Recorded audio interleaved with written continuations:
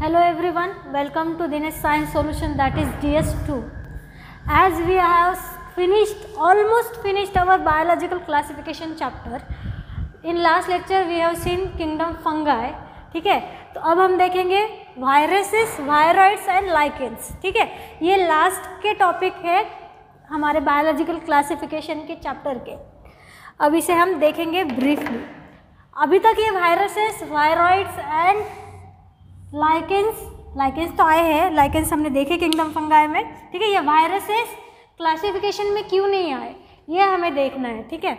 What is viruses, viroids and lichens तो हमने देख लिए हैं पहले ही। हाँ, तो वायरसेस क्या है? These are about viruses, these are nucleoproteins. These are simply nucleoproteins, ठीक है। These are not included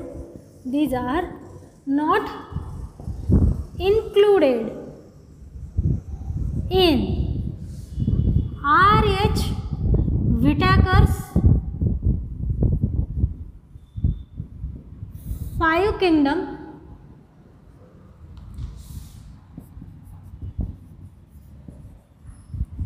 classification।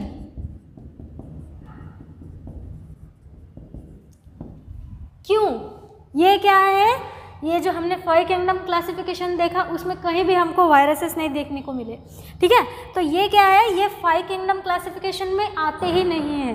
तो क्या रीज़न है कि आर.एच. विटाकर ने वायरसेस को कंसीडर ही नहीं किया? क्योंकि they don't have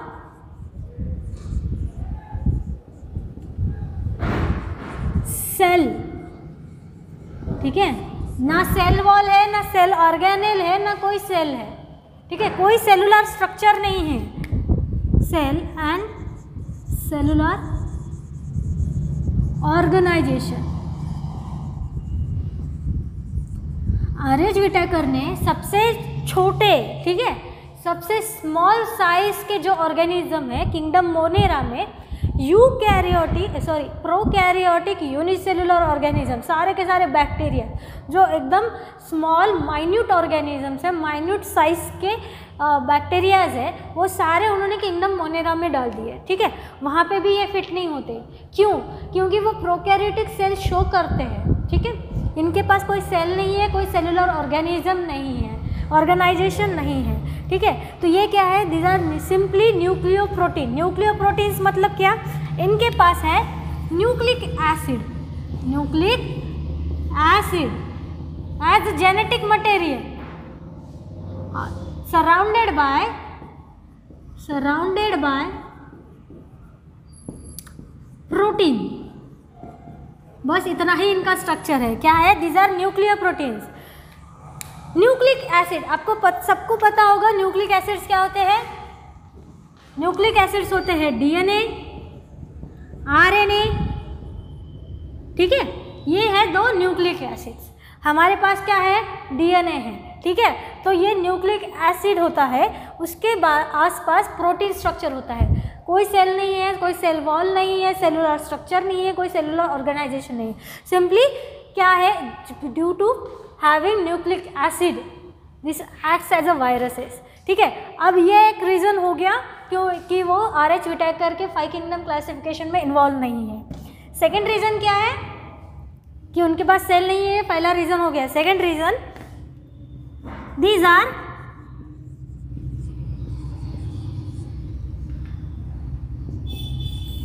are found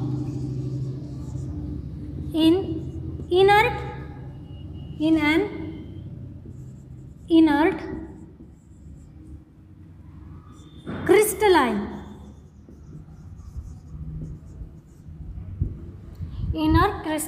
stage, ठीक है। outside the cell, specifically outside the cell। Interesting बात क्या है? देखिए ये कैसे मिलते हैं? इनर्ट क्रिस्टलाइन स्टेज में मिलते हैं। अब ये है वायरस, ठीक है, ये है कोई भी वायरस। हाँ, ये है वायरस, ये अभी इनर्ट फॉर्म में है। इनर्ट फॉर्म में मतलब क्या है? इनएक्टिव फॉर्म में। इनएक्टिव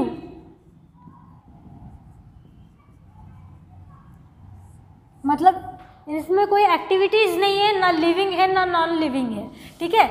ये क्या है? इनर्ट फॉर्म में, इनएक्टिव फॉर्म में है। जब ये वायरस एंटर करेगा किसी भी बॉडी में, ठीक है, किसी भी बॉडी में ये एंटर करेगा, तो ये किसी भी सेल में जब ये एंटर करेगा, then it will take control of all this cell, ठीक है, ऑल दिस सेल मैकेनिज्म। तो ये क्या है? इनर्ट फॉर्म में है, इनर्ट क्रिस्टलाइन स्टेज में है, आउटसाइड द सेल। मतलब क्या? ये बाहर है, इनर्ट फॉर्म में है, कोई हार्मफुल नहीं है, कोई इसके कॉज नहीं है, कोई लिविंग स्टेज नहीं है इसकी, ठीक है, कोई लिविंग एक्टिविटी नहीं है, कोई मैकेनिज्म नहीं है। जैसे ही ये सेल के अंदर, बॉडी के अंदर चला गया, ये एक्टिव हो जाएगा, ठीक है, उसके लिविंग फंक्शन शो करने लगेगा।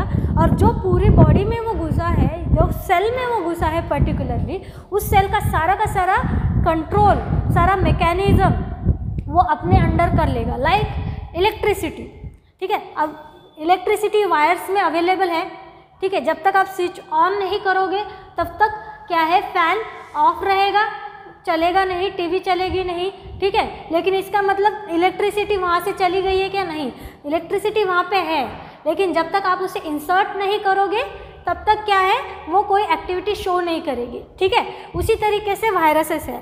तो these are connecting link, these are connecting link, these are connecting link between living and non living. मतलब ये लिविंग भी है, नॉन लिविंग भी है। नॉन लिविंग कब? जब वो सेल के बाहर है, और जो लिविंग कब? जब वो सेल के लिविंग कब? जब वो सेल के अंदर है।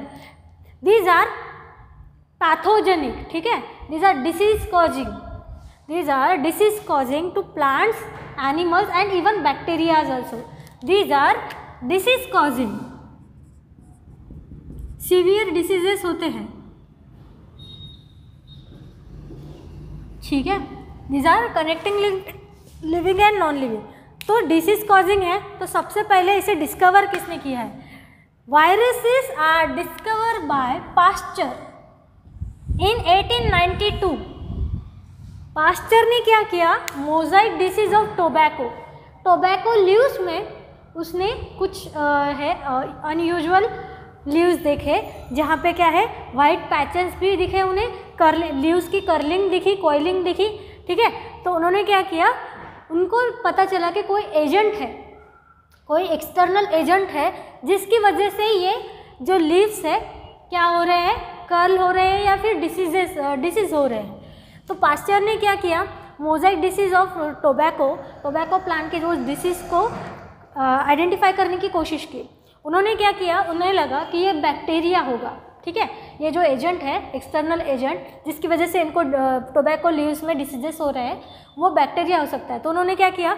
उस जो कंटेंट लिया उन्होंने लीव्स से, डिसीज कंटेंट लिया, उसे बैक्टीरियल फिल्टर में डाला, ठीक है, एक बैक्टीरियल फिल्टर यूज़ किया, और उस फिल्टर में वो जो डिसीज कंटेंट था उसे डाला। तो उन्हें पता चला कि these are smaller than bacteria, these are not bacterias. Pasteur ने क्या आइडेंटिफाई किया? These are not bacterias, these are smaller than bacterias, smaller than bacterias, ठीक है। बैक्टीरियाज क्या है? सिंगल सेल प्रोकैरियोटिक स्ट्रक्चर है, स्मॉलर स्ट्रक्चर है, जैसे हमने क्लासिफिकेशन देखा। लेकिन वायरसेस क्या है? उससे भी स्मॉल है इन साइज। उन्हें पता चला, तो फिर आफ्टर स्टडी उन्होंने देखा कि ये जो डायग्राम मैंने यहाँ पे निकाली है, ये है Mosaic disease of tobacco plant, ठीक है। तो ये मोजाइक वायरस है। तो उन्होंने देखा कि ये क्या है? जेनेटिक मटेरियल है, सराउंडेड बाय प्रोटीन। ठीक है, ये जो कैप्सिड है दिस इज प्रोटीन। जैसे हमने कहा nucleic acid surrounded by protein, this is single stranded RNA, this is genetic material, this is nucleic acid. ठीक है, कवर्ड बाय प्रोटीन स्ट्रक्चर। ठीक है, ये प्रोटीन स्ट्रक्चर को क्या कहा गया?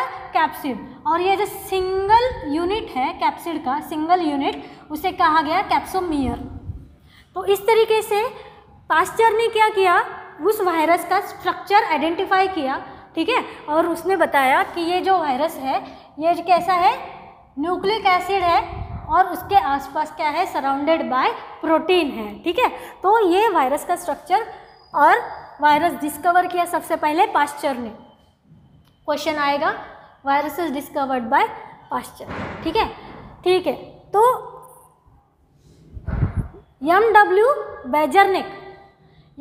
बेजर्निक ने क्या कहा कि एक फ्लूइड फॉर्म में होता है। ठीक है, कि एक फ्लूइड स्ट्रक्चर है, वायरसेस क्या है, एक फ्लूइड स्ट्रक्चर है जो डिसीज कॉज करते हैं टोबैको को। यहाँ तक ठीक है, उन्होंने ये एक्सेप्ट कर लिया कि एक एक्सटर्नल एजेंट है, डिसीज कॉज करते हैं प्लांट्स को। लेकिन इफ एनिमल्स और human beings come in contact with this plants, if animals और ह्यूमन बींग्स, ठीक है, come in contact with this plants, they can also get affected. ठीक है, उनको भी वो डिसीज हो सकता है। मतलब कोई अगर एक प्लांट को अगर ये डिसीज हुआ है, ठीक है, वायरल इन्फेक्शन हुआ है, इस प्लांट को हुआ है, अगर दूसरे प्लांट्स या फिर दूसरे एनिमल्स, दूसरे ऑर्गेनिजम्स इस प्लांट के कांटेक्ट में आते हैं तो वो भी इन्फेक्टेड हो जाते हैं। तो उन्होंने उस एजेंट को क्या कहा, उन्होंने उस एजेंट को कहा कॉन्टेजियम वाइवम फ्लूइडम। मतलब ये क्या है, कॉन्टेजियस फ्लूइड है, वाइवम फ्लूइडम कॉन्टेजियस फ्लूइड है, एक से दूसरे को लगेगा। ठीक है, तो एम.डब्ल्यू. बेजर्निक ने क्या कहा कि ये कॉन्टेजियस फ्लूइड है।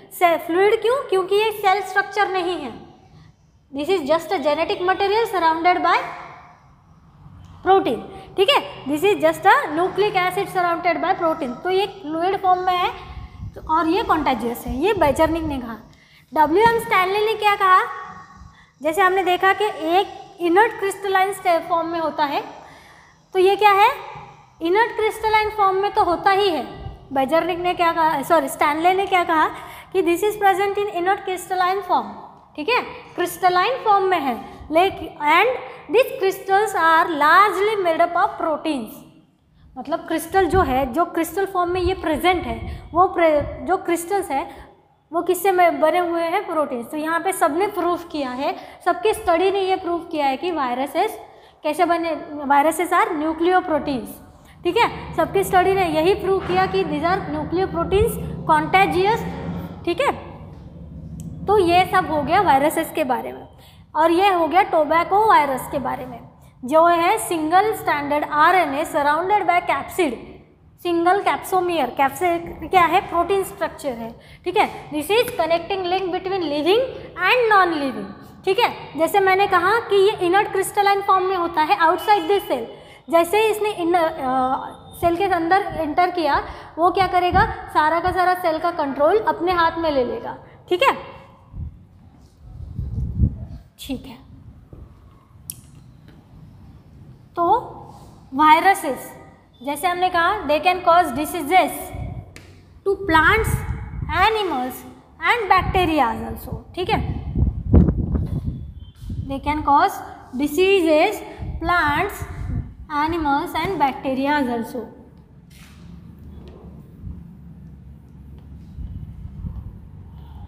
In plants, if virus is causing disease in plants, ठीक है, viruses causing diseases to plant, then it can be RNA, genetic जो उनका क्या कह सकते हैं हम, जेनेटिक मटेरियल, या फिर हमारा न्यूक्लिक एसिड क्या होगा, RNA. In case of animal it should be RNA और डीएनए। ठीक है, और in case of bacteria it is double stranded DNA. अब ये क्या है, ठीक है, viruses have nucleic acid either DNA or RNA, but can't have both at the time।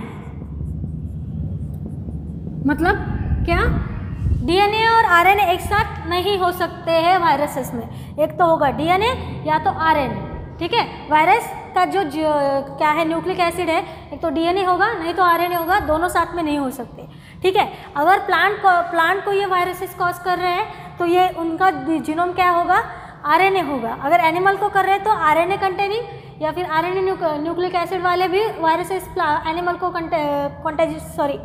Disease cause कर सकते हैं, या फिर डीएनए के भी डिसीज कॉज कर सकते हैं।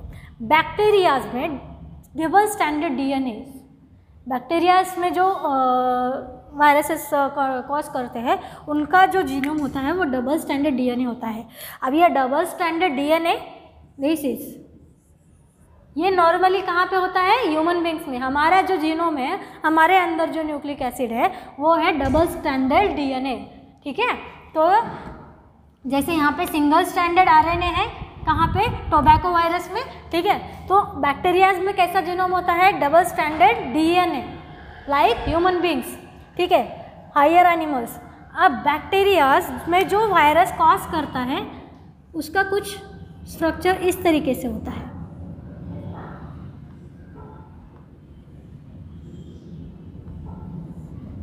Something like this, yeah, this is head,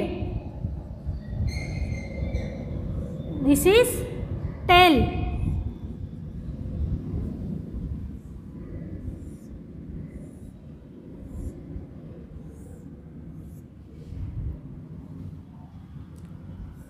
this is neck, this is neck, tail ends,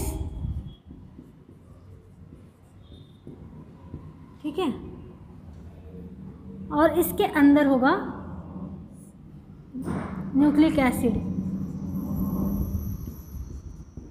which is double standard DNA. ये है बैक्टीरिया को जो डिसीज कॉज करते हैं वो वायरसेस, उन्हें क्या कहा जाता है, ठीक है। ये जो वायरसेस डिसीज कॉज करते हैं बैक्टीरियाज को, उन्हें क्या कहा जाता है, उन्हें कहा जाता है बैक्टीरियोफाज। बैक्टीरियोफाज इसे प्रोनाउंस क्या करेंगे, बैक्टीरियोफेज नहीं करेंगे, इसे बैक्टीरियोफाज प्रोनाउंस करेंगे, ठीक है। तो ये क्या है, disease causing virus to bacterias. ये जो बैक्टीरियोफाज है इसे बहुत सी बार जेनेटिक लाइब्रेरीज में यूज़ किया जाता है, ठीक है। जेनेटिक लाइब्रेरीज में इसे यूज़ किया जाता है डिफरेंट काइंड ऑफ वर्क के लिए, ठीक है। ये जो बैक्टीरियाज है इसे कॉज करता है डबल स्टैंडर्ड डीएनए, ये बैक्टीरिया का स्ट्रक्चर है, ठीक है। और ये इंसर्ट करता है वायरस, ये जो जेनेटिक मटेरियल है यहाँ से ये इंसर्ट करता है बॉडी में, ठीक है। तो ये हो गया बैक्टीरियोफाज का स्ट्रक्चर। तो यहाँ तक पता चला हमें कि वायरसेस क्या होता है। जैसे कि अभी कोविड-19 हमें पता है कि ये भी एक वायरस है, ठीक है। तो ये आउटसाइड द बॉडी क्या है, इनर्ट क्रिस्टलाइन स्टेज में है। जैसे हमारी बॉडी में आता है, हमारे सारे सेल्स के ये कंट्रोल करने लग जाता है और क्या है, मल्टीप्लाई होता है, खुद को ये मल्टीप्लाई करता है, ठीक है। तो ये हो गया वायरसेस के बारे में। Viruses are inert crystalline nucleoproteins. When they enters into the cell, they take control of entire cell mechanism, ठीक है। तो यहाँ तक हो गया वायरसेस, दिस इज वायरस। तो different kind of diseases can cause by viruses like mumps, ठीक है। ह्यूमन बींग्स में human diseases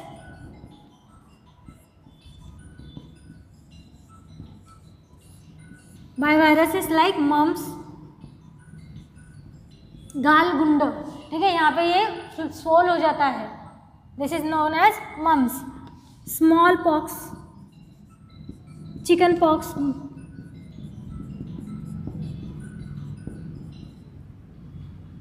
influenza,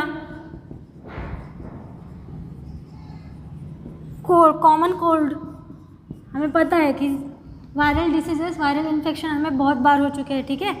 influenza, cold, और क्या कह सकते हैं, एड्स।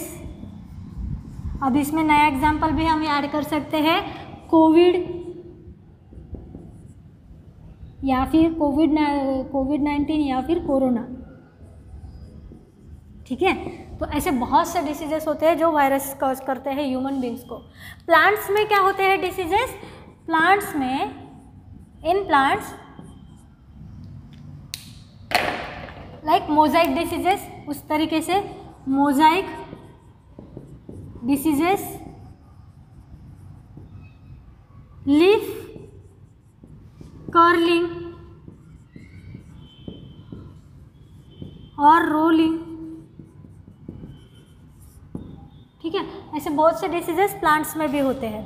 तो ये हो गया वायरसेस के बारे में। अब देखते हैं वायरॉइड्स क्या है।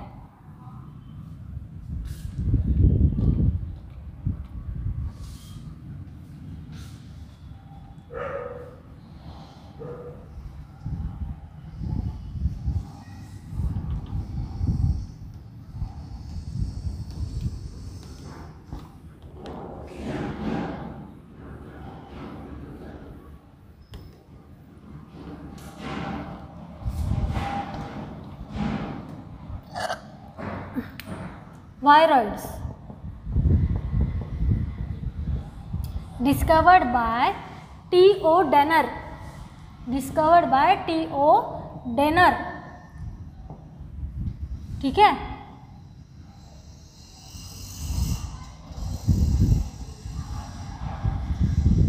It can cause T.O. Denner disease, spindle tuber disease in potato। T O Diener ने ये spindle tuber disease in potato में ये ऑब्जर्व किया कि there are viroids dissimilar than viruses, ठीक है। अनलाइक ये क्या है, वायरॉइड्स है। क्यों है ये वायरॉइड्स अलग क्यों है? क्योंकि these are smaller than, these are even smaller than viruses, these are even smaller than viruses, ठीक है। क्योंकि दे डोंट हैव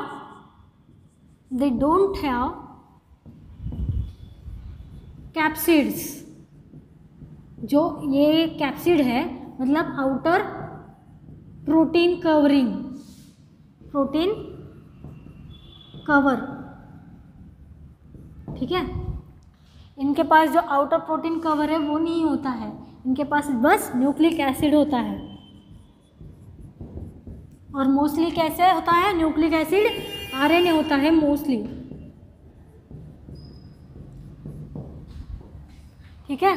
तो ये क्या है, वायरॉइड्स जो डिसीज कॉज करते हैं और वो स्मॉलर होते हैं। क्योंकि आउटर कैप्सिड नहीं है तो ऑटोमेटिकली उनका स्ट्रक्चर जो है वायरसेस से छोटा हो जाता है, ठीक है।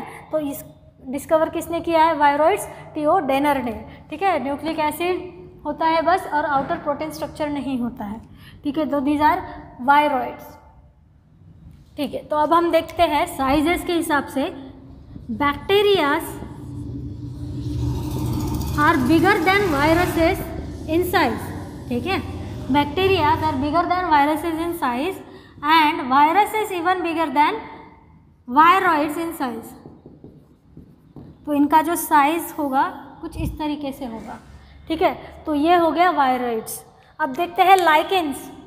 लाइकेंस हमने देखा फंगाई में क्या है, symbiotic association of algae and fungi.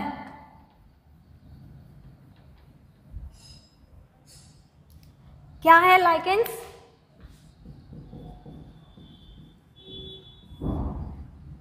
Symbiotic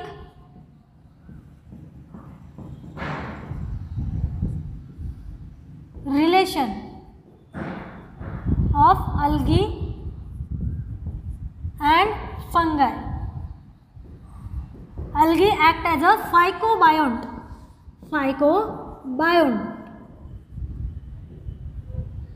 and fungi act like a mycobiont. Phycobiont मतलब autotrophic, photosynthetic, autotrophic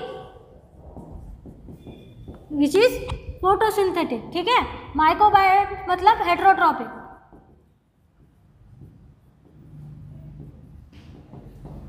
जो algae है वो करेगा फूड प्रोड्यूस, फंगाई है वो होगा depend on algae for food. और ये जो है algae फंगाई के साथ एसोसिएशन में रहेंगे क्योंकि इट विल प्रोवाइड शेल्टर, ये देगा शेल्टर, ये देगा फूड। तो इस तरीके से ये एक साथ रहते हैं। तो इसका इम्पोर्टेंट पॉइंट क्या है यहाँ पे, दीज आर नेचुरल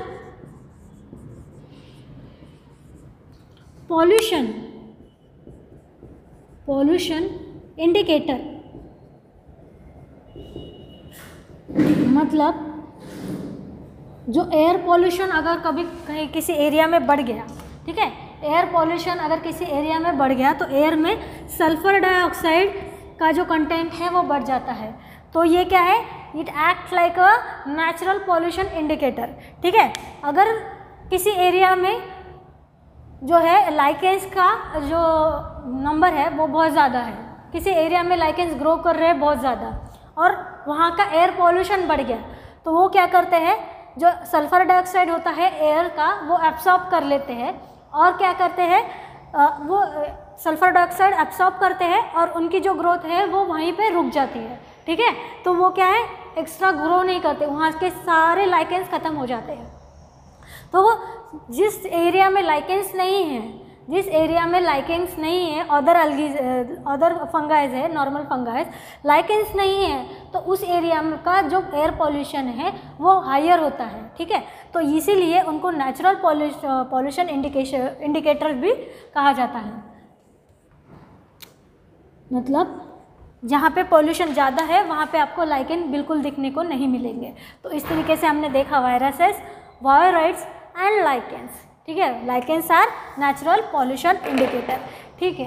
तो हमारा यहाँ पे बायोलॉजिकल क्लासिफिकेशन ये चैप्टर पूरी तरीके से ख़त्म हो चुका है। अब हम नेक्स्ट लेक्चर में देखेंगे किंगडम प्लांटी, ठीक है। किंगडम प्लांटी हम स्पेसिफिकली डिटेल में देखेंगे, ठीक है। तो नेक्स्ट लेक्चर हम स्टार्ट करेंगे kingdom Plantae and thank you.